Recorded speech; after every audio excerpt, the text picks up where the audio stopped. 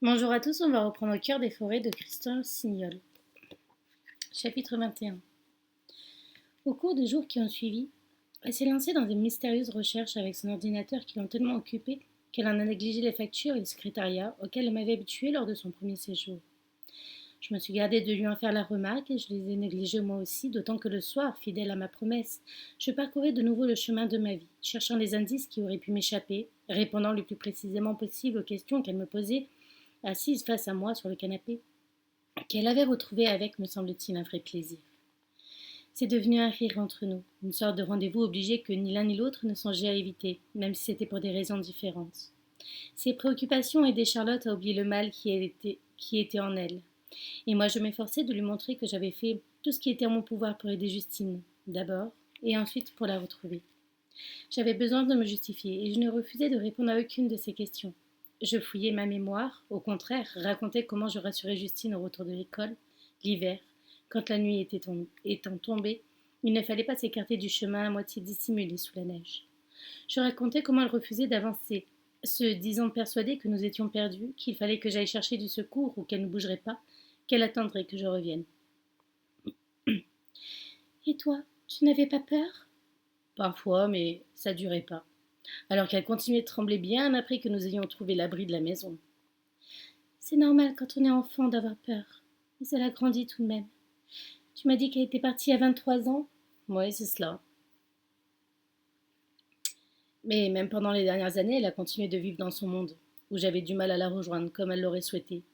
Peu avant son départ, un jour, elle m'a conduit vers un rocher situé dans les travers où, prétendait-elle, était incrusté le sabot de Bayard, le cheval au chevalier Renaud. Encore ces histoires, s'est exclamée Charlotte. Est-ce possible de croire des sornettes pareilles? Elle n'était pas la seule à cette époque-là. Je t'ai dit que la forêt a toujours été le monde des légendes, celui où la réalité s'efface, se transforme, où tout peut arriver. À ce point tout de même.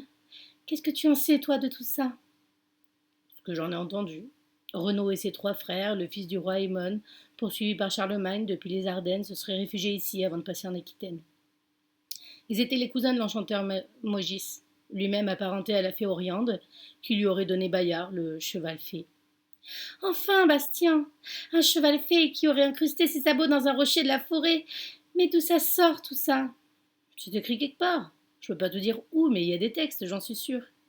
Eh bien, je vais les trouver. Je croyais que tu te consacrais à Justine. C'est toi qui m'as dit que tout était lié. Je t'ai dit aussi que tu ferais mieux de penser à te reposer. Il faut que je m'occupe l'esprit de Bastien. C'est indispensable.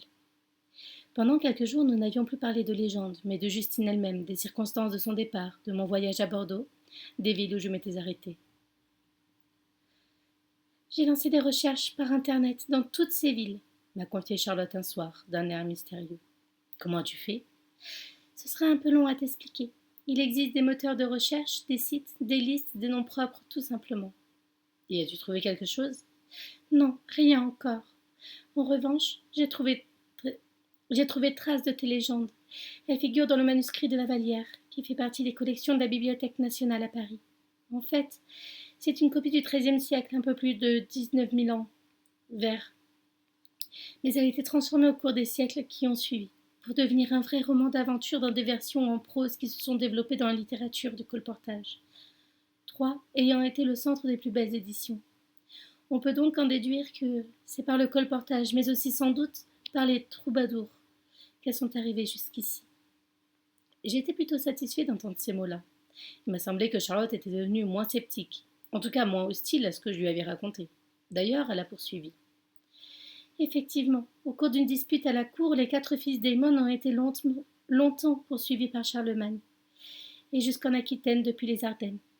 Ils n'ont dû leur salut qu'à l'aide de l'enchanteur Mogis, lequel a donné à Bayard à Renaud, après l'avoir reçu de la fée Oriande. Après bien des péripéties, ils se sont rendus en Gascogne auprès du roi Yonne, et c'est à cette occasion-là qu'ils sont passés ici. À la fin, au terme de nombreuses batailles et de sièges, Mogis se serait fait ermite. Les 4 frères, pour ne pas mourir de faim dans Montauban assiégé, auraient mangé leurs chevaux, sauf Bayard, évidemment. Puis ils auraient trouvé un souterrain pour s'enfuir et auraient regagné la Rhénanie, d'où le fait que la légende était aussi vivace là-bas. Une nouvelle fois assiégés, ils auraient accepté de livrer Bayard, mais le cheval, jeté dans la Meuse, avec une lourde pierre au cou, se serait délivré. Et après s'être moqué une dernière fois de Charlemagne, se serait enfoncé dans la forêt des Ardennes. Quant à Renaud, une fois revenu de Terre Sainte, où il s'est rendu pour le salut de son âme, il se serait engagé comme simple manœuvre au chantier de construction de la cathédrale de Cologne. Et le cavalier noir? Ai-je demandé. J'en ai trouvé une trace, mais pas dans le cadre de cette légende.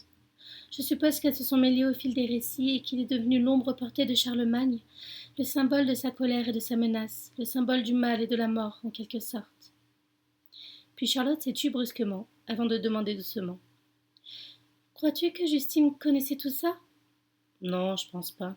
Elle n'en avait appris que des bribes dans les veillées. Sa fragilité et son imagination ont fait le reste. Mais crois-tu qu'il y a un rapport entre cette légende et sa disparition? Avec sa disparition, non. Avec son départ, oui. Charlotte a soupiré puis elle a murmuré comme pour elle-même. C'est quand même troublant. Comment des légendes peuvent-elles devenir aussi fortes, aussi puissantes qu'elles finissent par se traduire dans une mémoire collective, un savoir ancestral, et jusqu'à s'inscrire pour certains êtres dans la réalité? À cause de la forêt, je te l'ai déjà dit. C'est là qu'elle se conforte, dans les mystères et leurs secrets. Charlotte m'a jeté un regard qui avait perdu de son hostilité. Tu as peut-être raison, Bastien. Ensuite, elle est demeurée plongée dans sa réflexion pendant quelques secondes, puis elle m'a posé cette question bizarre. Est-ce que tu crois possible qu'un peu de l'esprit de ceux qui ont disparu reste présent dans les lieux où ils ont vécu? J'en sais rien, ai-je répondu.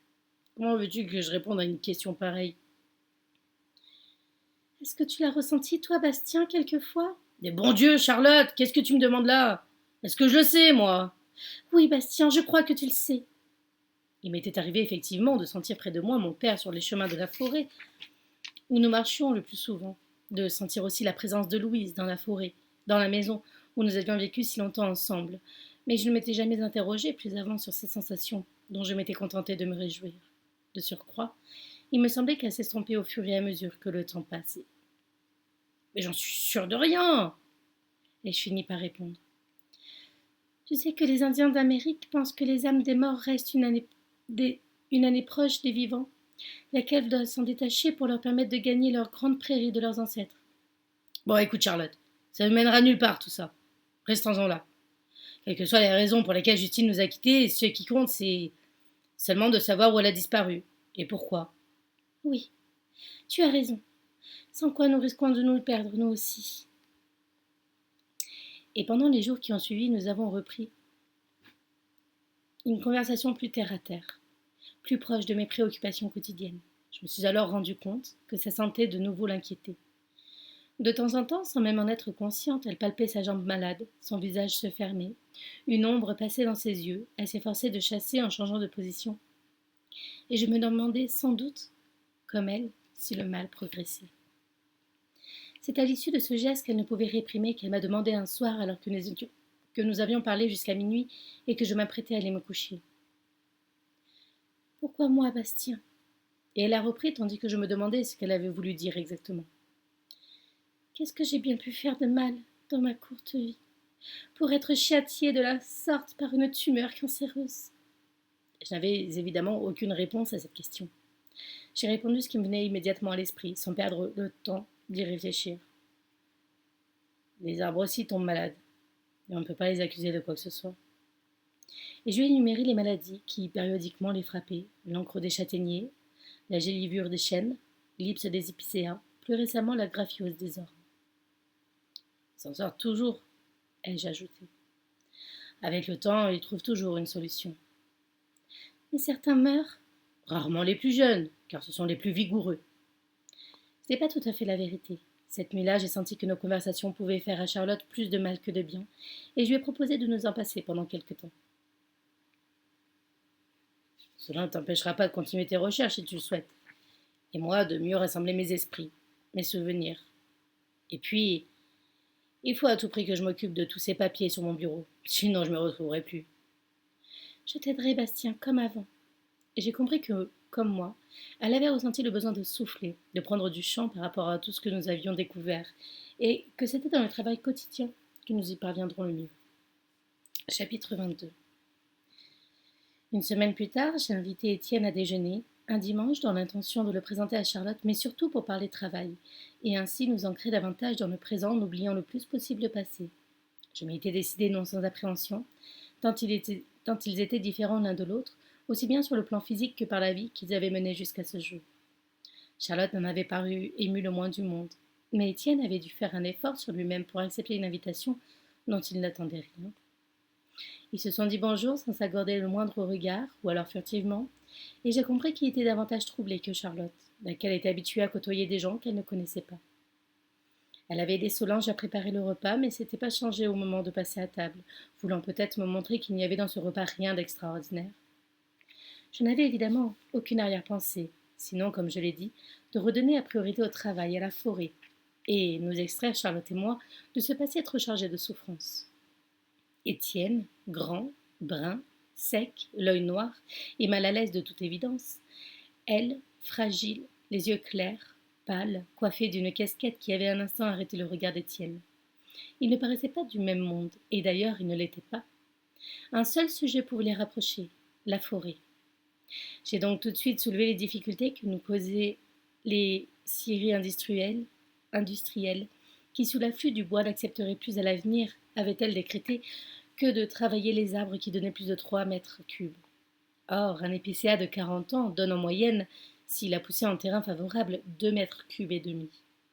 Qu'allions-nous faire de ceux qui étaient plus jeunes et qui, comme les autres, étaient par terre? Laisse-les où ils sont, a suggéré Charlotte. Mais c'est impossible, ai-je dit. Ils nous empêcheront de passer, et s'ils sont malades, ils contamineront toute la parcelle. Bah, quitte à couper plus petit, alors dit Étienne. Nous les coupons pas en grumettes, mais en billons de 2 mètres, pour la pâte à papier ou la menuiserie. Il est probable que ces secteurs-là auront plus vite éliminé les surplus que la charpente ou l'industrie. T'as raison, ai-je dit. Ça mettra le temps que ça mettra, mais sous cette taille, ils partiront plus vite. Et peut-être faut-il privilégier le débardage des résineux, a poursuivi Étienne. Les feuillus se régénèrent plus facilement. Je savais, moi, depuis la tempête 1982, que les résineux, contrairement à ce que beaucoup pensent, se régénèrent aussi, qu'il faut seulement beaucoup de lumière, notamment ce qui concerne les pins sylvestres, et donc beaucoup de travail d'éclaircie. Mais je savais aussi qu'il était plus facile de réussir une replantation en résineux qu'en feuillus. J'ai fait part de mes convictions à Étienne, qui a répondu. L'avantage de la régénération, c'est qu'il naît beaucoup d'arbres en peu d'espace, et que les chevreuils ne peuvent pas les détruire entièrement, comme c'est parfois le cas dans une replantation. Il m'a semblé que Charlotte l'observait maintenant avec des yeux différents, plus attentifs, comme si elle le découvrait vraiment. Pourtant, il demeurait fidèle à lui-même, parlait doucement, calmement, sans vouloir attirer l'attention sur lui. Je savais tout de lui, car il s'était confié à moi quand je l'avais embauché. Il était orphelin de père et de mère, avait été adopté par une famille aisée de Clermont-Ferrand, avait fait des études universitaires de chimie, mais avait renoncé à partir travailler dans la vallée du Rhône, comme on lui avait proposé. Ses diplômes en poche, il avait préféré regagner le plateau où il était né, entreprendre de nouvelles études à l'école forestière, dont, grâce à son niveau d'instruction, il était venu à bout très facilement. C'est alors qu'il avait cherché du travail et que je l'avais vu arriver un soir en 1996, humble et démuni de tout, après avoir coupé les ponts avec sa famille qui n'avait pas accepté ce qu'elle considérait comme un renoncement à une brillante carrière d'ingénieur chimiste. Ce qui m'avait séduit en lui, ce choix de revenir vers le socle où il était né par une sorte de fidélité à quelque chose d'essentiel, cette décision de renoncer à des revenus importants, d'adopter une vie plus dure, plus âpre, à l'inverse de tous ces jeunes qui partaient vers les villes où les attendait un confort impossible, ici. En tant que contremaître, je le payais davantage que les autres forestiers, mais pas du tout comme il aurait pu l'être ailleurs. Il n'habitait pas à Aiglemont, mais dans un petit hameau, à 5 kilomètres de là, en plein cœur du plateau, dans une maison qu'il retapait lui-même, dès qu'il en avait le temps. Je ne lui connaissais pas de petit ami, mais je savais que, outre les arbres, il s'intéressait à l'ornithologie, et il avait fait des conférences, ou plutôt des causeries, à ce sujet dans les bourgs autour du plateau. Il n'en a évidemment pas été question ce jour-là, et la conversation a demeuré axée sur le travail. La tête d'une coupeuse endommagée à remplacer, le nom des propriétaires qui attendaient depuis le plus longtemps, une réunion avec les représentants du conseil général qui projetait d'aménager une aire de stockage de 50 000 mètres cubes dans une ancienne carrière pour les Douglas et les épicéas, la recherche de débouchés à l'étranger, essentiellement dans les pays qui n'avaient pas souffert de la tempête. J'y travaille, a dit Charlotte à ce moment-là. J'ai même commencé à Paris, mais il n'y a rien à faire pour le moment. La surproduction est trop importante. Étienne a eu l'air surpris, surtout quand elle a ajouté. Je ne renonce pas, mais pour le moment, ce n'est vraiment pas possible. Elle ne m'avait pas dit qu'elle avait essayé de sauver ce qui pouvait l'être en matière de commercialisation du bois. Mais je savais que quelque chose ici l'avait attachée, comme si notre combat était un peu devenu le sien, comme si son sort était désormais lié à celui de la forêt. Quand Étienne est parti vers 3 heures cet après-midi-là, je n'ai pu m'empêcher de demander à Charlotte comment elle le trouvait. Sa réponse cinglante m'a assommée pour le compte. Trop bien pour lui suggérer une romance avec une jeune femme qui un jour peut-être se retrouvera unijambiste. Mais nom de Dieu, Charlotte ai-je lancé. Tu le vois toute la journée, c'est le dimanche que tu prétends parler du travail avec lui.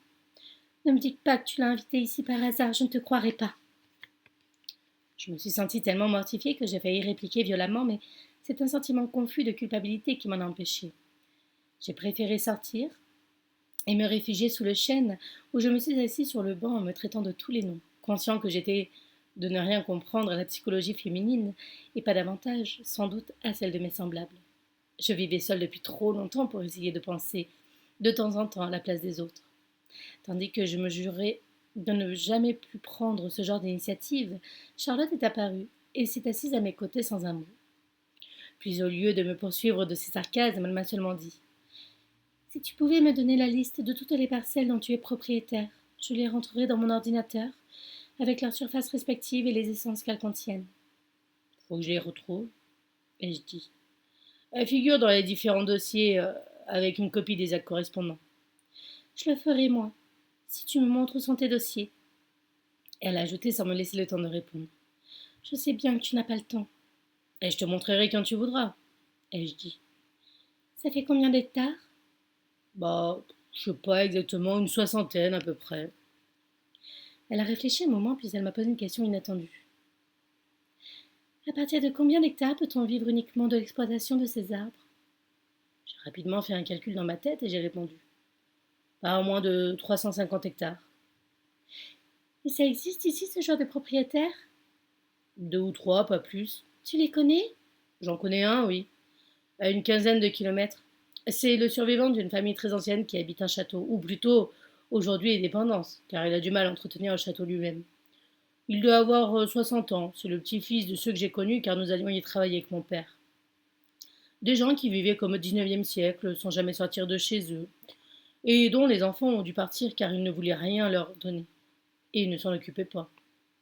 Certains ont mal tourné, l'un d'entre eux est mort jeune à Paris dans des conditions louches. Un autre est enfermé à ce qu'on dit dans une maison de santé à Toulouse. Une des filles a vécu à l'étranger, en Autriche je crois. Puis elle est revenue et s'est enfermée dans le château. Aujourd'hui, c'est l'un de ses fils qui habite là et qui gère le domaine, non sans se battre avec ses frères et sœurs qui voudraient le vendre. Drôle d'histoire et drôle de gens, a observé Charlotte. Dans la solitude, on ne se rend compte que soi-même, hein, ai-je dit. Vaut mieux entretenir de bonnes relations avec soi et ne pas avoir trop de reproches à se faire, sans quoi. Sans quoi? A insisté Charlotte. Je me suis tue. Elle en savait assez pour répondre elle-même aux questions qu'elle se posait. C'est moi, au contraire, qui lui avais posé la question qui me brûlait les lèvres. Mais pourquoi me demandes-tu tout ça? Tout ça quoi? La surface des propriétés, les familles de forestiers, je ne sais quoi encore. C'est pour être au courant quand je serai mariée avec l'un de ces prétendants que tu m'amènes si charitablement. Nous avons ri tous les deux de bon cœur. L'incident a été oublié. C'est alors qu'elle a ajouté comme un secret. Je n'ai pas voulu en parler pendant le repas, mais j'ai eu un contact en Belgique. Un gros marchand qui possède plusieurs scieries industrielles et qui achèterait des Douglas et des épicéas un peu en dessous du prix d'avant la tempête. Le seul problème, c'est qu'il faudrait toi-même assurer le transport. Est-ce que je dois aller plus loin? Essaye, ai-je répondu. Les prix vont descendre au moins pendant 5 ans. Alors autant vendre même à perte. Nous sommes ensuite restés silencieux un long moment, puis elle m'a demandé. Tu replanteras quand, Bastien? On commence en mars, ça peut durer jusqu'à juin. Elle n'est pas allée plus loin, et j'ai compris qu'elle se demandait où elle serait dans 5 mois. Et d'un coup, toutes les questions qu'elle se posait au sujet de sa santé lui étaient revenues à l'esprit. De toute façon, je t'attendrai, ai-je dit. Elle se tournait vers moi et a demandé en riant. Qu'est-ce que je deviendrais sans toi, Bastien? Chapitre 23. Pendant les jours qui ont suivi, le repas avec Étienne est demeuré entre elle et moi un sujet de plaisanterie. Chaque soir, quand je rentrais, elle me demandait comment allait son fiancé, et cela suffisait à nous mettre de belle humeur toute la soirée. Au dehors, le temps changeait, les longues journées de soleil devenaient plus rares, et vers la mi-septembre, la pluie s'est installée. Une petite pluie fine, tiède, mais qui portait déjà en elle le changement de saison. Le travail n'en souffrait pas encore, mais cela ne tarderait pas. C'est pourquoi on travaillait de l'aube jusqu'à la nuit, et je ne rentrais plus à midi. Au fur et à mesure que les jours passaient, je sentais Charlotte se rapprocher de nouveau du passé, deviner qu'il y avait là une sorte d'urgence pour elle, probablement parce qu'elle allait repartir. Il s'était écoulé un mois depuis son retour, et je ne doutais pas qu'elle allait devoir effectuer le contrôle au sujet de sa jambe, auquel elle avait fait allusion à plusieurs reprises. Un contrôle qu'elle redoutait et repoussait, me semblait-il, de jour en jour. Sous cette pression-là, je n'ai pu refuser de parcourir de nouveau les chemins de ma vie avec elle, mais j'ai essayé de parler surtout de la forêt, non de la disparition de Justine et de ses conséquences. Qu'aurais-je d'ailleurs pu ajouter que Charlotte ne sache déjà? Que malgré moi, j'avais continué à guetter le facteur chaque jour? Que je ne pouvais m'empêcher d'évoquer Justine devant Louise chaque fois que nous passions à proximité d'un lieu où brusquement un souvenir m'assaillait? Mais rien, alors ne s'était manifesté, qui aurait pu apporter la moindre clarté à l'ombre douloureuse de sa disparition. Malgré mes ruses, mes affirmations selon lesquelles je lui avais tout dit, Charlotte y revenait sans cesse. Tu n'as pas essayé de recourir à un radiesthésiste? Tu sais, ce genre de sorcier qui trouve les disparus avec un pendule. Je suppose que ça devait exister dans la région. J'ai répondu de mauvaise grâce. Je crois que Louise l'a fait. Elle pouvait supporter de me voir hantée comme je l'étais. Mais si elle m'en a jamais parlé, c'est parce qu'elle n'a rien appris de nouveau. Du moins, je le suppose. Et toi, Bastien, tu n'y crois pas? Non, pas du tout. Eh bien, moi, je l'ai fait. J'ai contacté un homme sur Internet. Arrête, Charlotte, c'est pas drôle. Au cœur des forêts de Christian Signol. Figure-toi que cet homme prétend savoir où elle se trouve. Je me suis levée brusquement, comme fou, et je suis partie dans mon bureau comme elle m'y a suivi en disant Ok, on n'en parlera plus. J'étais dans un tel état de colère qu'elle n'avait cru devoir insister et qu'elle a quitté la pièce aussitôt. Je me suis couchée, mais je n'ai évidemment pas pu dormir un seul instant de toute cette nuit-là. J'avais toujours pensé que les radiesthésistes étaient des gens qui exploitaient le malheur des autres pour les extorquer de l'argent, et je ne le pensais toujours. Si Louise y avait eu recours une fois, sans que j'en sois sûre d'ailleurs, je n'aurais pas accepté qu'elle y consacre plus de temps et plus d'argent. Une fois suffisait.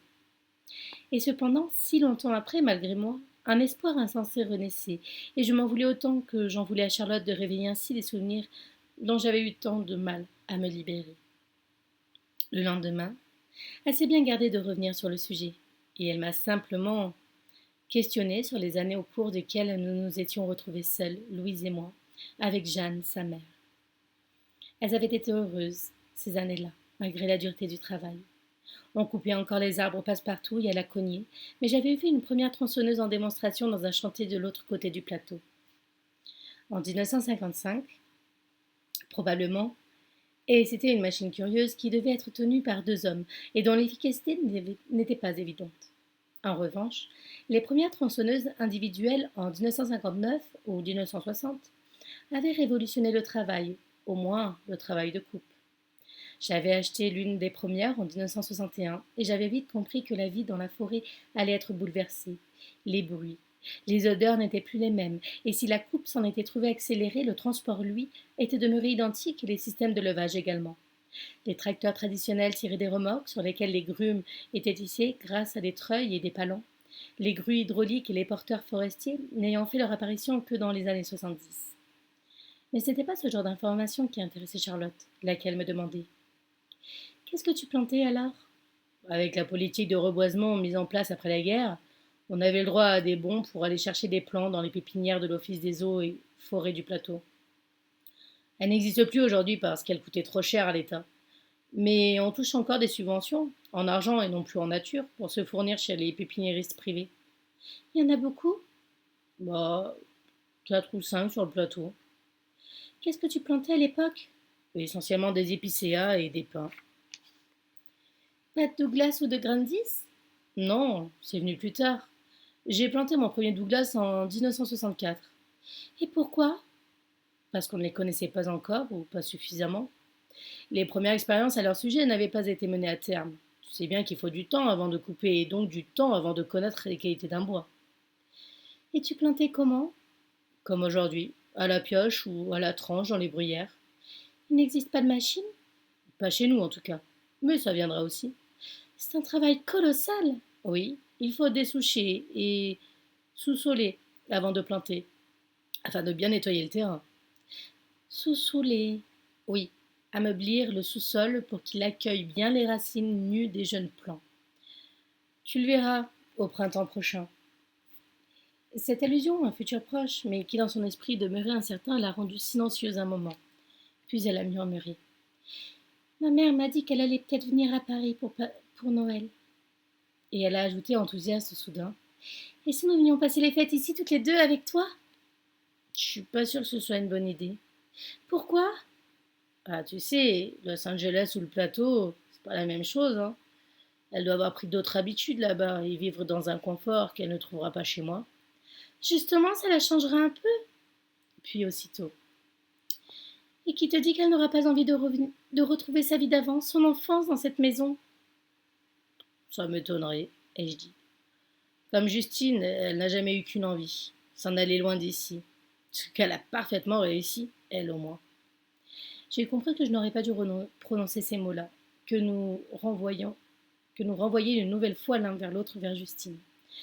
Mais Charlotte a esquivé le sujet, le sachant périlleux, et m'a interrogée sur ma mère, me demandant en quelle année exactement elle était partie. Elle est partie en pension à 12 ans, c'était donc en 1964. C'était dur la pension, Bastien, à cette époque-là.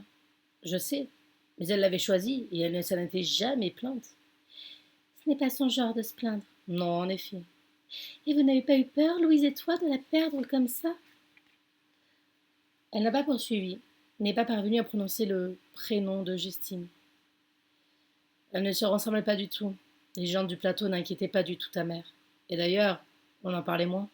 Les temps avaient changé depuis notre enfance. Les veillées avaient disparu petit à petit, et il faut dire que Louise, ta grand-mère, veillait à ce qu'aucun obstacle ne vienne empêcher ta mère d'avancer. Aucun obstacle, vraiment? Sa vie n'a pas été si lisse quand même. Elle a dû s'en passer des événements jusqu'à ce qu'elle parte à Clermont-Ferrand. Et comme je cherchais vainement dans ma mémoire. À quel âge est-elle partie en faculté? À 19 ans. 12 plus 7. Oh, désolée. 6 années jusqu'en première, plus la terminale. Cherche bien, Bastien. Oui, peut-être qu'elle a eu 17 ans, un été. Elle a voulu partir en vacances avec un amoureux, dont elle avait connu dans le train et qu'elle retrouvait tous les samedis, lors de ses trajets. Ça ne plaisait pas à Louise, hein, ni à moi d'ailleurs. Pourquoi? Ce n'était pas un garçon convenable? Elle n'avait que 17 ans et ce garçon était le petit-fils d'une famille de grands propriétaires qui avait fait fortune au XIXe siècle. À l'époque, mon père avait eu des problèmes. Je crois qu'ils avaient refusé de lui payer son travail de coupe d'une année. J'ai été allée une fois avec lui, nous étions reçus au château. Dans une immense pièce se trouvait un piano à queue et des grands tableaux de chasse au mur. Oh, je m'en souviens très bien. Celle dont tu m'as parlé une fois? Non, une autre famille à l'opposé par rapport à Aiglemont. Et alors? Et alors, l'entrevue s'était très mal passée. Le propriétaire ayant accusé mon père de vouloir se faire payer 2 fois. Et ma mère? Ça s'est très mal passé aussi avec elle, quand nous lui avons interdit de partir avec ce garçon. Qu'a-t-elle fait? Elle a disparu. Je suppose que vous avez eu peur? Effectivement. Nous avons tout de suite pensé à Justine. Je l'ai cherchée toute la nuit dans la forêt, et Louise l'a cherchée de son côté. Quand nous sommes rentrés au petit jour, ta mère était assise sur les marches. Qu'avez-vous fait? Nous lui avons ouvert la porte, nous sommes rentrés, et nous n'avions plus jamais reparlé. Il n'a pas essayé de le revoir? Non, je crois pas. Son envie de partir était plus forte que son sentiment envers un garçon qui, lui, n'avait pas l'intention de quitter le plateau. Ce qu'il n'a jamais fait d'ailleurs. Ça m'a fait penser qu'il est mort le lendemain de la tempête. Et comment? J'ai soupiré car je n'avais pas envie de me replonger dans ce souvenir-là. L'isolement, les routes coupées, le danger à chaque pas. Et j'ai dit simplement. Les arbres étaient couchés les uns sur les autres, sous tension. Entre sonnant un fût, d'autres se relevaient ou éclataient avec une violence qu'on ne soupçonnait pas. Sauf moi qui avais eu ça en 1982. J'ai ajouté d'un ton plus bas. Il a été éventré par une lame de bois qui l'a soulevé du sol. Mon Dieu, est-ce possible? Il y a beaucoup d'accidents de ce genre après les tempêtes. Charlotte s'est tue un moment, puis elle a murmuré. Faudrait que tu m'en parles de cette tempête, Bastien, quand je reviendrai. Parce que tu t'en vas? Oui, après-demain. Et elle avait dit quand je reviendrai. Et ces 3 mots me suffisaient. Elle a ajouté avant de se lever pour aller dans sa chambre. Tu me parleras aussi de l'homme qui s'intéresse aux oiseaux. Étienne? Tu m'as bien dit qu'il s'intéressait à l'ornithologie? Oui, c'est vrai. Si un jour je n'ai plus qu'une jambe, sait-on jamais? Peut-être qu'il pourrait me faire voler. Je lui en ai tellement voulu de cette phrase que je suis partie dans ma chambre sans l'embrasser. Troisième partie. Chapitre 24. Je me suis retrouvée seule, plus seule encore que la première fois, tellement que je m'étais habituée à la présence de Charlotte. Solange l'a bien pris, qui a tenté de se rapprocher davantage de moi, mais elle savait aussi que ce n'était pas elle qui me manquait, mais celle dont j'attendais des nouvelles chaque jour. Une lettre est arrivée à la fin du mois d'octobre qui disait « Cher Bastien, je vais un peu mieux. Les médecins ont constaté une amélioration de l'état de ma jambe, mais ils ont cependant prescrit des rayons auxquels je me soumets, évidemment, puisque je ne peux pas faire autrement. Tu avais raison au sujet du radiesthésiste. C'était un charlatan, et j'ai abandonné cette piste-là. Ma mère m'a assuré qu'elle comptait venir à Noël, mais je ne suis pas du tout persuadée qu'elle parviendra à se libérer. Prends soin de toi, Bastien, car j'ai besoin de toi. Je t'embrasse, Charlotte. Pas un mot sur un proche retour, ce qui m'a chagriné plus que de raison. D'autant qu'au cours des jours qui ont suivi est tombée la première neige de l'année. Ce miracle du ciel, même s'il pose d'énormes problèmes pour le travail, non pour la forêt elle-même mais sur les routes, m'emplit chaque fois d'une paix qui m'étonne et me ravit. Elle me renvoie évidemment vers mon enfance et je me plais à constater que rien ne change alors sur le plateau. C'est toujours le même éclat sous un ciel de verre, la même pelisse blanche dont les arbres se délestent comme d'un mouvement d'épaule au cours des après-midi feutrés de silence, le même bruit de sucre tassé sous mes bottes, la même sensation d'isolement qui me rappelle délicieusement les hivers où nous étions bloqués, ma mère et mon père, Justine et moi, dans la maison, et que nous ne pouvions même pas ouvrir les fenêtres. Aristide feuilletait le catalogue de la manufacture de Saint-Étienne. Clarisse cuisinait à longueur de journée, tandis que Justine lisait, près de moi, allongée devant la cheminée, la tête reposée sur un coussin. Et je souhaitais de toutes mes forces que la neige ne fonde jamais, que nous soyons obligés de demeurer là éternellement, tous les 4 réunis dans un bonheur clos sur lui-même, inaccessible à tout ce qui était censé pouvoir le troubler de l'extérieur. J'avais retrouvé des sensations encore plus précises, encore plus émouvantes, le lendemain de la tempête, quand j'avais été isolée complètement, sans téléphone ni électricité, des arbres barrant le chemin d'accès à la route elle-même étant obstruée par le fût abattu entre Servières et ma maison. J'avais renoncé à m'ouvrir au passage car je savais, depuis la tempête en 1982, à quel point il était dangereux de sectionner des fûts empilés les uns sur les autres, et de ce fait soumis à des tensions énormes. J'avais allumé les bougies oubliées dans le tiroir d'un buffet, celles qui nous servaient à nous éclairer, quand les orages faisaient sauter les lignes, comme disait Louise, et j'avais remis en service une vieille lampe à pétrole, une lampe tempête plus précisément, avec un globe en verre poli, celle que mon père utilisait quand il sortait l'hiver, vêtu de sa canadienne pour se rendre à Servières. Mon poste à transistor, dont les piles étaient presque neuves, heureusement, m'avait donné la mesure de la catastrophe dès le premier jour. Une voix de femme énumérait les listes des villages et des hameaux coupés du monde, recommandait de ne pas s'aventurer sur les routes à cause de l'écroulement des pylônes à haute tension, évoquait les motards de la gendarmerie qui étaient chargés de regrouper les dons en bougies, précisait que l'armée allait intervenir, apporter des groupes électrogènes qui permettaient de s'éclairer convenablement. Je n'étais pas inquiet, sinon pour Solange, que je savais seule dans sa maison située à l'extrémité du hameau, en plein vent, et pour mes arbres dont je ne doutais pas qu'ils avaient été frappés comme les autres, mais sans vraiment soupçonner ce que j'allais découvrir les jours suivants. Mon congélateur était plein, et malgré l'absence d'électricité, je savais que je pouvais utiliser Vectua et qu'ils y trouvaient au moins pendant 3 jours. d'autant que le chauffage central ne fonctionnait plus, que seule la cuisinière et la cheminée pouvaient réchauffer la maison. Je me félicitais d'avoir toujours refusé de me séparer de cette cuisinière à bois pour la remplacer par une cuisinière électrique. J'avais également remis en service l'énorme poêle qui se trouvait en bas de l'escalier, et je m'étais enfermée chez moi en attendant que l'heure ouvre les portes, les routes et les chemins. Le premier soir, l'obscurité m'avait surpris, les deux bougies et la lampe éclairant à peine les pièces du rez-de-chaussée. C'était même me rappeler celle d'avant l'électricité, un monde où Justine décelait ses menaces que la nuit amplifiait et qui la terrorisait.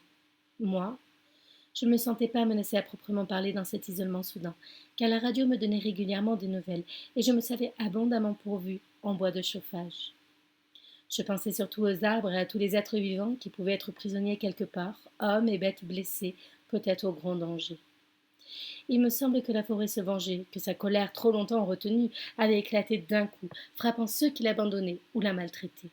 J'avais honte d'éprouver ce qu'il me faut bien appeler une sorte de satisfaction. Les hommes avaient fui le monde vivant, le monde naturel, et celui-ci leur rappelait que ce n'était pas eux qui occupaient la première place, que le plus fort c'était lui. C'était un peu ridicule dans la mesure où les habitants des villes, pour la plupart, n'avaient pas à souffrir de cette tempête, mais plutôt ceux qui précisément étaient restés fidèles à ce monde-là. Qu'importe. Tout le pays était plus ou moins frappé, et tout le monde ne parlait plus que de cette tempête, dont on ne finissait pas de mesurer les effets dévastateurs. Je dormais tout habillée, me reprochais de n'avoir pas mes machines à proximité immédiate. Mais dans l'atelier, à la sortie de Servières, pour celles qui étaient restées dans la forêt, on ne les rentrait pas tous les soirs, je ne pouvais qu'espérer qu'elles n'auraient pas trop souffert de la chute des arbres. J'étais seule au monde, dans un univers lavé de l'homme, peut-être comme au premier jour, quand le soleil s'était levé pour la première fois. Le surlendemain, au matin, je n'en pouvais plus d'attendre et j'étais sortie dans le parc. Le temps était couvert, il neigeait un peu, et mes pieds s'enfonçaient dans la couche de 10 centimètres qui était tombée pendant la nuit. Un sanglier a jailli à l'extrémité du parc, dont je me suis approchée avec précaution, pénétré surtout par un silence à nul autre pareil, comme si le plateau martyrisé retenait son souffle dans l'attente d'un être mystérieux, qui allait apparaître pour le délivrer du piège mortel refermé sur lui. Les cèdres de l'allée avaient résisté, le chêne aussi, sous lequel nous nous asseyions avec Louise, sur le banc qu'elle avait installé pour profiter des nuits d'été. Quand je levai les yeux, j'apercevais des troncs fracassés à partir du tiers supérieur du coteau, dont les plaies étaient taillées en biseaux, comme si une herse immense était passée sur eux, les déchiquetant furieusement. J'étais rentrée en me reprochant mon impuissance et j'avais allumé la radio qui donnait des nouvelles de l'avancée des secours, de la réparation des lignes électriques, de la distribution des groupes d'électrogènes, des équipes de secours venues des pays étrangers. La nuit, me réveillait le souvenir du grondement de la tempête, de cette houle énorme et terrifiante qui s'était levée comme une mer malmenée par un ouragan. J'avais encore dans les oreilles les craquements secs, d'une extrême violence, les branches qui se brisent, lesquelles m'avaient rappelé les sinistres coups de fusil de l'hiver 1956, quand les arbres explosaient sous la poigne d'un froid que nous n'avions jamais connu. Le troisième matin, je n'avais pas eu la patience d'attendre les soldats du génie, les agents de l'EDF, les entrepreneurs des travaux publics que la région avait mobilisés. Je trouvais honteux, en tant que forestier, de ne pas savoir me dégager tout seul, même si je ne disposais pas de mes machines. J'avais toujours une tronçonneuse dans mon garage et elle était en état de marche. Malgré les risques, je m'étais décidé à ouvrir un passage sur le chemin en direction de Servières. En haut, 20 mètres avant la route, les arbres formaient comme un rempart, tellement ils étaient imbriqués les uns dans les autres. Je m'étais attaquée à ce mur avec le plus extrême précaution et j'avais atteint la route vers midi, épuisée. J'étais revenue déjeuner pour reprendre des forces, mais je m'étais reposée pendant 1 heure avant de remonter sur la route vers le soir, en me taillant un passage sans pour autant le dégager entièrement. J'avais atteint Servières, la maison de Solange et mon atelier où se trouvait l'une des Timberjack. La maison de Solange avait beaucoup souffert, notamment la toiture, si bien que je l'avais ramenée chez moi, en attendant de pouvoir bâcher. Dès ce soir-là, donc, je n'avais plus été seule, et je dois dire que j'en avais conçu quelques regrets. Au contraire de Solange, qui était ravie d'avoir trouvé refuge chez moi, ils étaient mis à cuisiner aussitôt, éclairés par la lampe à pétrole. Le lendemain soir, après avoir travaillé toute la journée et déblayé la route sur ma machine, j'avais fait la jonction avec les soldats du génie qui progressaient depuis Aiglemont, et ainsi s'était achevé un isolement qui ne m'avait pas ébranlé le moins du monde, sinon en ce qui concernait le sort de mes arbres dont je savais à quel point ils avaient dû souffrir. Les jours suivants me l'avaient confirmé bien au-delà de ce que j'avais pu imaginer. Les 2 tiers de mes plantations gisaient dans un fouillis qui paraissait inextricable, et la neige qui continuait de tomber donnait dans cette désolation un aspect étrange, presque surnaturel, auquel on avait du mal à croire. Mais il n'y avait pas d'autre solution que de se mettre au travail, un labeur incessant en fait, et qui durait depuis ces jours maudits de décembre. Si chaque année l'apparition de la première neige me redonne cette sensation d'isolement qu'a exacerbé la tempête, c'est bizarrement une sensation heureuse, car elle est étroitement liée à une perception du monde qui vient de plus loin, c'est-à-dire d'un temps où nulle menace ne pesait sur nous, où la rudesse des hivers ne livrait à l'enfant que j'étais qu'un enchantement ébloui. Je, je ne peux pas m'en défaire, même la tempête n'a pas réussi à éteindre en moi cet écho qui réveille ce que, peut-être, je suis d'abord et avant tout.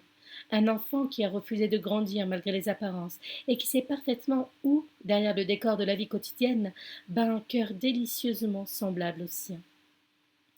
C'est pour cette raison que j'ai marché dans la neige ce matin de novembre où elle a fait son apparition, avançant lentement dans le parc où seules les traces d'un lièvre étaient visibles en lisière du bois, me retournant pour vérifier que celles de mes pas étaient bien les mêmes, qu'alors, envahi d'une joie ridicule pour mon âge, je ne pouvais pas l'ignorer, mais en même temps si précieuse que rien n'aurait pu l'atténuer. Le silence aussi était le même, et le souffle du vent, la clarté de l'air, le frôlement doux des flocons qui continuaient de tomber, le lestage des branches mollement courbées vers le sol, l'adoucissement d'un monde que je savais dur, impitoyable, mais qui devenait toujours à ce moment-là d'une étrange beauté. J'ai fait le tour du parc comme je le faisais jadis, cherchant désespérément à mettre mes pas dans mes pas, comme pour conjurer le temps, tout ce qui avait pu porter atteinte à ce que nous étions. Un couple et 2 enfants destinés à ne jamais se perdre. Le lendemain soir, 13 novembre, il a gelé. Et chaque fois qu'il gèle, j'ai l'impression d'entendre tinter une cloche dans le lointain. Dans la nuit, la température est descendue à -6 degrés, transformant en glace la neige tombée les jours précédents. Je suis partie dès le lever du jour à l'atelier, sous un ciel qui paraissait transparent, entre les arbres figés dans des enluminures, pareils à des lustres d'église. Les forestiers n'étaient pas encore arrivés. J'ai ouvert la lourde porte de fer et j'ai commencé à la faire glisser sur ses rails, sans me soucier de la couche de glace qui se trouvait sous mes pas, 10 centimètres à l'extérieur. Au lieu de m'y retenir, j'ai tout lâché, quand je me suis sentie partir en arrière, et je suis tombée légèrement de côté, ressentant une douleur aiguë dans mon bras droit, ma tête cognant enfin la course sur le rail. Je suis restée sonnée pendant 4 ou 5 minutes, avec la conscience que je m'étais fait mal, peut-être plus que je ne le supposais. Je sentais un liquide chaud couler dans mon cou, mais ce qui me préoccupait le plus, c'était mon bras droit dont j'essayais de remuer les doigts, mais il ne m'obéissait plus. J'étais incapable de bouger, d'esquisser le moindre mouvement pour me remettre debout. Heureusement, les hommes n'ont pas tardé à arriver. Étienne le premier, qui a aussitôt téléphoné au médecin d'Aiglemont, lequel est arrivé un quart d'heure plus tard. Il m'a fait une piqûre, a immobilisé mon bras et a appelé un ambulancier pour me faire transporter à l'hôpital. Tout au long du trajet vers la ville, j'ai vu défiler derrière la vitre de la voiture la cime des arbres blancs de givre, avec la sensation qu'ils m'accompagnaient. Et puis ont disparu au fur et à mesure que nous descendions de la vallée, et je n'ai cessé de me rapprocher mon mauvais réflexe, avoir lâché la poignée de la porte, en me demandant désagréablement s'il n'y avait pas là le signe avant-coureur de quelque faiblesse de l'âge, les prémices d'un déclin auquel je m'étais toujours refusée. Chapitre 25. Difficile de faire mieux, m'a dit le chirurgien en consultant les radios devant moi. Le radius et le cubitus sont fracturés, le nerf radial est sectionné, l'extenseur du pouce également. Je vous opère dès ce soir, il n'est pas question d'attendre demain. Dès lors qu'on m'avait fait plusieurs piqûres dont une, si j'ai bien compris, de morphine, j'ai flotté dans un brouillard dont je me suis réveillée seulement le lendemain matin vers 9 heures, me demandant ce que je faisais là, dans cette chambre blanche qui m'est apparue totalement inconnue, le temps que les souvenirs me reviennent et me rappellent à la réalité. Mon bras droit m'a indiqué la source sûre qu'il avait été sacrément torturé de mes doigts, qu'il est passé d'un plâtre où on refusait une nouvelle fois d'obéir aux ordres que je leur donnais. J'ai mesuré dès le premier jour combien il est difficile de se passer de la main droite, a fortiori quand on est droitier. Et dès que j'ai vu le chirurgien en début d'après-midi, je lui ai demandé combien de temps j'allais devoir supporter ce plâtre qui me paralysait. Au moins un mois, a-t-il répondu.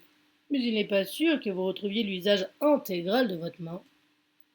J'ai passé une grande partie de l'après-midi à m'interroger sur ce pronostic, qui m'a fait envisager l'avenir sous un aspect peu engageant, puis Charlotte, sans doute prévenue par Solange, a téléphoné. J'ai eu du mal à tenir le combiné de la main gauche, d'autant que je flottais encore dans la brume provoquée par les antidouleurs que l'on m'avait administrées.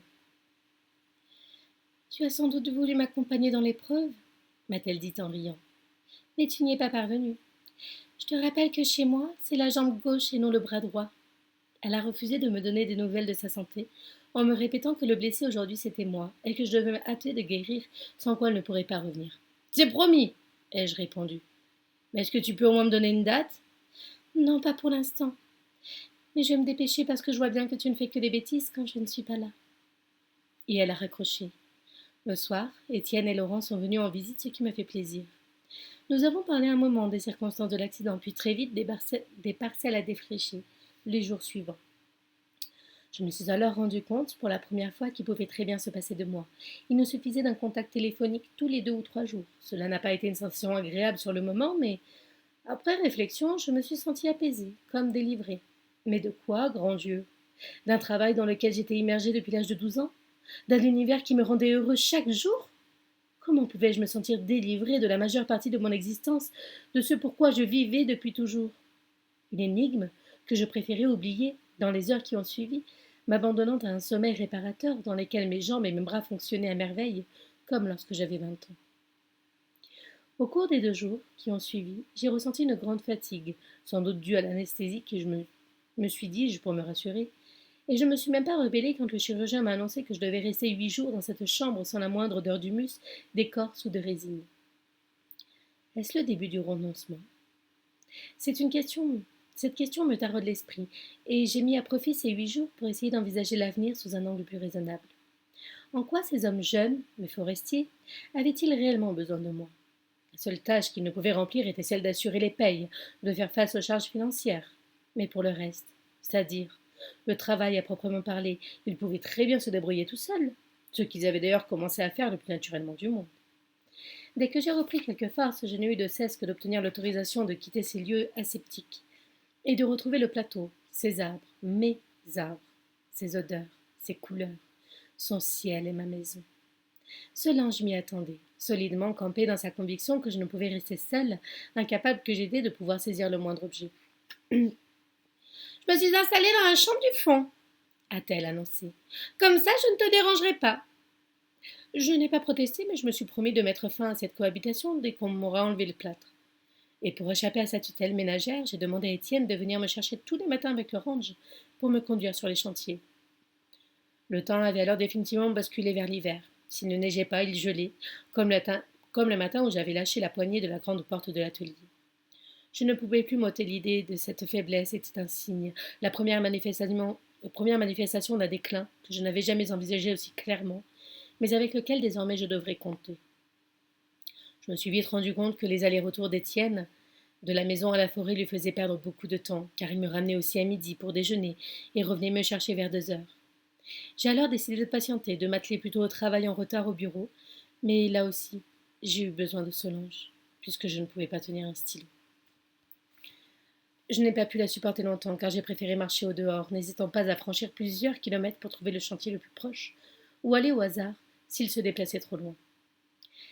J'ai rapidement pris goût à ces escapades dans la neige qui maintenant ne fondaient plus et qui me rappelaient mes trajets vers l'école.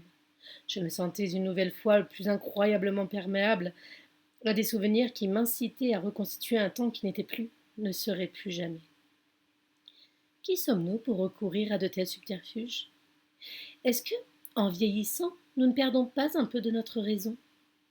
C'était ce genre de pensée qui me hantait pendant que je cherchais les sentiers sur lesquels nous cheminions, Justine et moi, vers Règlement. Il m'arrivait d'aller très loin, de penser que mon bras ne me permettait pas de me relever en cas de chute, mais la magie de la forêt sous la neige m'emportait sans que je puisse m'en défendre, me faisait perdre les repères du temps. C'était bien la même couche blanche dans laquelle mes pieds s'enfonçaient, le même silence ouaté, les mêmes glissements de la neige à l'extrémité des branches basses, la même fragilité de l'air que j'avais l'impression de pouvoir casser au marteau comme on brise une vitre, la même désolation enchantée, un voyage vers des sortilèges que seul ce monde-là, et en ces circonstances, pouvait offrir. Un après-midi, j'ai fait une chose insensée, une de plus. En me cachant de Solange, bien sûr, qui n'aurait pas manqué de s'esclaffer. Je suis partie vers Règlement en évitant la route, comme si j'allais à l'école. J'avais enfilé mes plus vieux brodequins, j'ai marché sur le sentier de la forêt que nous suivions avec Justine, en me répétant un poème à l'époque, comme si je devais être interrogée en arrivant par la maîtresse. Un pauvre homme passait dans le givre et le vent, je cognai sur ma vitre, il s'arrêta devant. Ma porte que j'ouvris d'une façon civile, les ânes revenaient du marché de la ville. Des bribes de poèmes me revenaient sans que je sache si elles étaient de Théophile Gautier ou de Victor Hugo. Je ralentissais mes pas, comme pris par la même anxiété de ne pas savoir ma leçon. Bon Dieu, comment pouvons-nous accepter que les années viennent nous priver d'un temps où chaque instant était un enchantement? Qui sommes-nous pour continuer à vivre en sachant que ce qui est le plus compté pour nous est désormais interdit? Je me suis alors souvenu d'un livre dont l'auteur a écrit que si nous continuons à vivre, c'est uniquement parce que nous avons commencé. Et cela m'est apparu d'une évidence tragique. C'est au retour d'une de ces escapades solitaires et inquiétantes que Solange m'attendit une lettre de Charlotte un soir, au début du mois de décembre, où il était écrit: Cher Bastien, je crois que j'ai une idée au sujet de Justine, mais il faut que je t'en parle. Nous vérifierons quand je reviendrai vers le 20 décembre, je pense. Je pense aussi qu'il faudra renoncer à la présence de ma mère, je le regrette. Nous aurions été si bien là-haut, tous les trois. J'espère qu'il a beaucoup neigé et que nous serons bloqués pour finir ce que nous avons commencé. Je t'embrasse, Bastien, en attendant de te serrer dans mes bras. Pas un mot au sujet de sa jambe. J'en ai été si contrariée que j'ai failli lui téléphoner, mais Solange m'en a dissuadée, en me disant qu'il n'y avait pas d'autre solution que de lui faire confiance. J'ai fini par oublier, car le moment approchait d'enlever le plâtre de mon bras, dont je parvenais, heureusement, à remuer un peu les doigts depuis quelque temps. Le chirurgien m'a dit, après m'en avoir délivré: Vous ne retrouverez pas l'intégralité de vos capacités. J'ai fait le maximum, mais c'est ainsi. Il faudra vous y habituer. J'ai failli lui rétorquer: Évidemment que je m'habituerai, comment faire autrement? Mais j'ai préféré quitter les lieux le plus vite possible, en me promettant de ne jamais remettre les pieds dans cet immense immeuble gris, dont l'odeur m'était aussi insupportable que la ville où il se trouvait, et c'est là même si j'en avais réellement besoin un jour. Une fois chez moi, j'ai pris la décision d'acheter un nouveau 4x4 avec une boîte de vitesse automatique. Et j'ai considéré que j'avais réglé les problèmes une fois pour toutes, ce qui n'était pas le cas. Je m'en suis rendu compte quand j'ai voulu manier un stylo le soir même et que mon pouce, mon index et mon majeur ont refusé de se refermer suffisamment sur lui, pour le garder prisonnier. Solange m'avait rejoint dans le bureau, a préféré battre en retraite et elle a bien fait, sans quoi ma colère ne serait une fois de plus déversée sur elle. Je n'ai pourtant pas eu le cœur de la renvoyer chez elle. À sa manière, elle me gardait des pires tourments, peut-être même d'un certain dérèglement de l'esprit que je justifiais à moi-même par l'anesthésie et la prise de trop nombreux médicaments. En fait, sa sagesse, sa patience, ses habitudes ménagères venues de très loin me réconciliaient un peu avec le monde extérieur, qui avait une fâcheuse tendance, depuis quelque temps, à ne plus coïncider avec l'idée que je m'en faisais. Ce divorce m'inquiétait. Je me demandais si j'étais pas rentrée dans une existence dont je ne maîtrisais bientôt plus rien, ou du moins pas grand-chose. C'est évident. C'est évidemment le genre de pensée qu'il faut fuir par tous les moyens. Et ce à quoi je me suis efforcée en reprenant dès que possible une activité quasi normale, auprès de subterfuges que j'ai feint de considérer comme les conséquences d'une nouvelle faculté d'adaptation. Merci Max pour la rose, c'est gentil.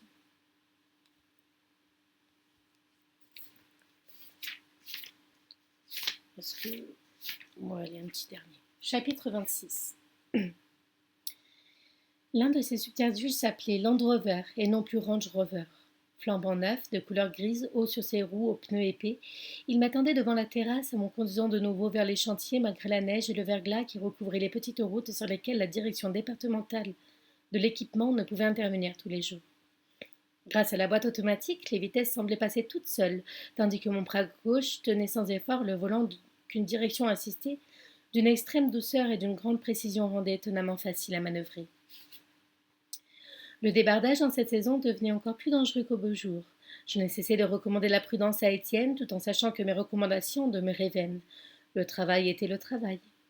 Seuls les timberjacks paraissaient en mesure de déplacer les arbres, grâce à leur étonnante stabilité, mais non les porteurs qui tanguaient sur les pistes et reculaient parfois sur la glace des pentes gelées, au risque de se renverser. Nous avons alors décidé de laisser les agrumes où elles se trouvaient, même si elles gênaient les progressions, les agrumes, pardon, laisser les grumes où elles se trouvaient, même si elles gênaient la progression des machines vers le cœur de Chablis.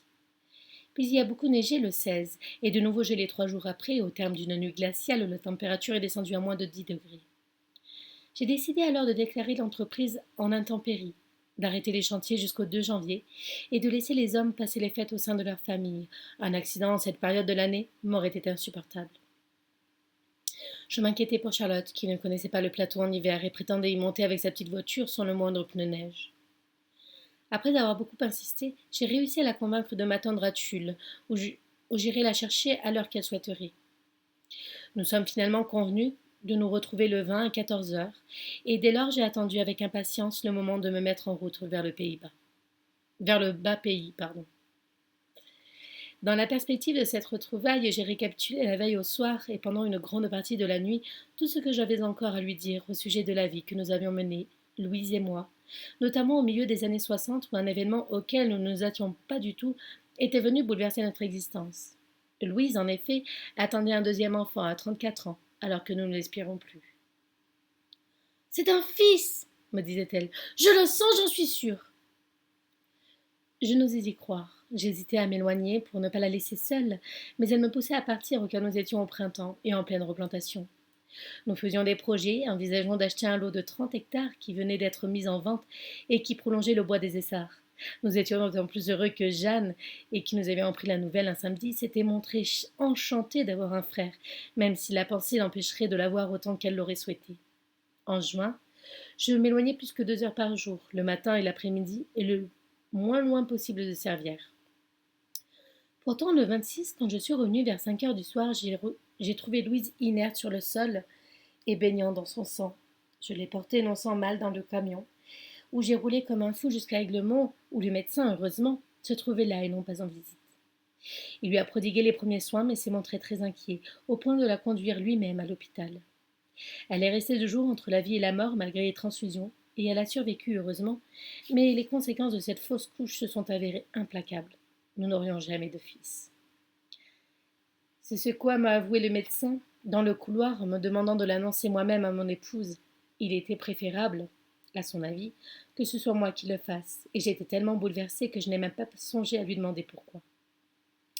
Je n'ai pas pu m'y résoudre ce jour-là, ni pendant les jours qui ont suivi. Je savais trop combien Louise désirait un deuxième enfant et à quel point la nouvelle ne pouvait emporter un autre allait l'ébranler.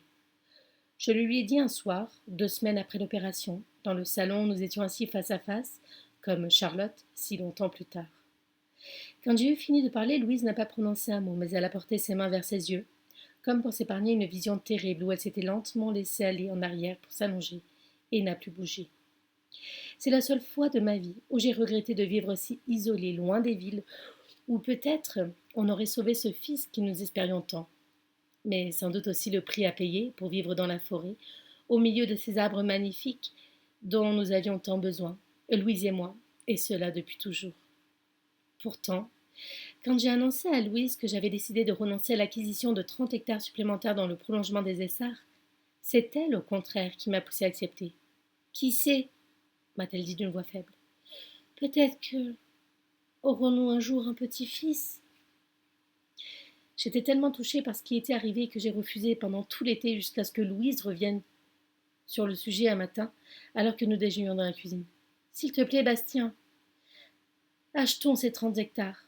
J'ai vraiment besoin de croire en l'avenir.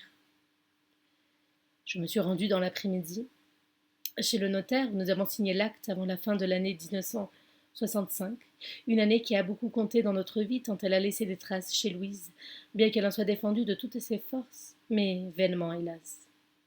Au printemps suivant, comme j'avais du mal à trouver des ouvriers, je m'étais adressée au maire d'Aiglemont, qui m'avait promis de m'aider. 15 jours plus tard, je l'ai vu arriver un soir d'avril avec un homme bizarre qui parlait avec un accent étrange et qui m'a dit être alsacien. Il était vêtu de vêtements très différents de ceux que nous portions ici sur le plateau, je veux dire assez semblables à ceux des buveurs de bière des images d'Épinal. Et cependant, il prétendait être un travailleur manuel, un jardinier. Selon le maire, il cherchait du travail pour la belle saison. Nous étions en pleine plantation, une fois de plus, et comme je l'ai dit, j'étais à court de manœuvre. Je l'ai donc engagé jusqu'à la fin octobre, date à laquelle, assurait l'homme, il repartirait. 8 jours plus tard, alors que j'avais constaté à quel point il était efficace et sérieux sur les chantiers, il m'a demandé s'il pouvait coucher dans le hangar à bois, car il voulait économiser le plus possible son salaire et souhaitait ne plus payer de pension à l'hôtel d'Aiglemont. Il ferait sa cuisine lui-même, car il avait l'habitude du fait qu'il avait travaillé en Alsace dans des domaines dont les propriétaires vivaient en ville, où il était donc seul la plupart du temps. Je n'avais aucune raison de lui refuser ce qu'il me demandait si humblement. Je lui ai donné l'autorisation, et il nous est devenu très vite familier, au point que le soir parfois, Louise l'invitait à dîner avec nous. C'était un homme grand et fort, aux yeux très clairs, au front déjà dégarni malgré son âge, la quarantaine. Il s'entendait bien avec les forestiers, même s'il ne montrait pas très liant. À travailler sans jamais se plaindre, malgré la chaleur à laquelle il ne semblait pas habitué.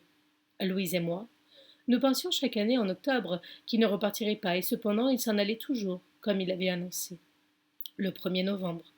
Non sans nous remercier de notre hospitalité un peu émue, aussi, nous semble-t-il, au moment des adieux. Il est revenu pendant 3 ans jusqu'en 1969, puis nous ne l'avons plus vu. Un peu plus tard, une lettre est arrivée, postée de Strasbourg, nous disant qu'il était décédé, et nous l'avons regretté, Louise et moi, car nous nous étions attachés à lui autant qu'il nous intriguait. Et puis nous l'avons oublié, poussés que nous étions par le travail, toujours aussi difficile, malgré l'arrivée des grues hydrauliques et des porteurs forestiers qui remplaçaient enfin les tracteurs traditionnels. Je crois bien avoir été le premier à acheter une grue et un de ces porteurs à roues énormes importés de Suède. Jeanne est partie pour Clermont-Ferrand à cette époque-là, ou un peu plus tard peut-être, et nous l'avons moins vue, au grand désespoir de Louise qui prenait le train souvent pour aller passer le dimanche auprès d'elle. 3 ans après, Jeanne a quitté Clermont pour Paris, afin d'entreprendre un doctorat de droit international, et nous l'avons encore moins vue qu'auparavant. Je n'en ai pas vraiment souffert, en tout cas pas beaucoup. En tout cas, beaucoup moins que Louise, car je savais que la forêt était un métier d'homme et que de toute façon déjà la vie avait glissé vers les villes où désormais se trouvait le travail et l'avenir des enfants. Nous avions juste un peu plus de 40 ans à ce moment-là, et je me sentais en pleine forme de l'âge, d'où le fait que je ne m'inquiétais pas pour les parcelles de forêt que je possédais ou pour l'entreprise.